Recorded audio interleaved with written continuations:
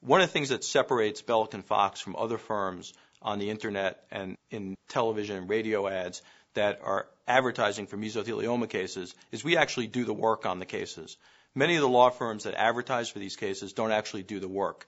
We have filed mesothelioma cases throughout New York State, including Buffalo, Syracuse, Albany, Rochester, Messina, New York City, Long Island, Westchester County, Orange County. We have cases pending in all those jurisdictions.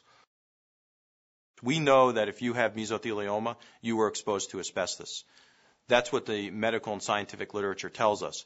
But what's hard to figure out sometimes is where that exposure came from, and the fact that the exposures were 40, 50, 60 years ago adds to that problem.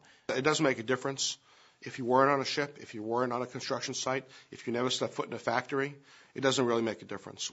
There are other ways you can be exposed to asbestos that you may not even appreciate, that we can talk to you about and figure out how it happened. So when you hire Belk and Fox, one of the things you're hiring is a historical knowledge of how these products were used, where they were used, what companies made them, and that's really the expertise that we bring to the table. What I'm most proud of is the fact that we personally connect with our clients, that at the end of the day, after we've worked with a client or done a deposition or a videotape, we sit around talking about the lives of our clients. And we get to know them. They get to know us. We're with them from the very beginning of the case to the time the case ends, and then often beyond that. These are people that have played by the rules. They've lived good lives through no fault of their own.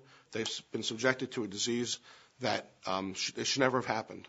In the civil system, the only sense of justice we can secure for a family is financial. And at least we know that the families are taken care of. The person who's afflicted understands that at least financially they don't have to worry, and the family doesn't have to worry, and looking towards the future.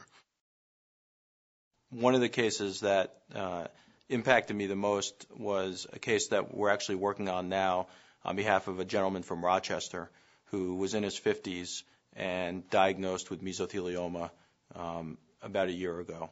Unfortunately, he passed away about a month ago.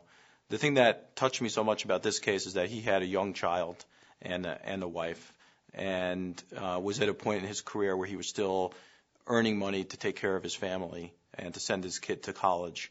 And we were able to give him the peace of mind before he passed away that his family was going to be taken care of. And I think that I was probably the last person that he spoke to.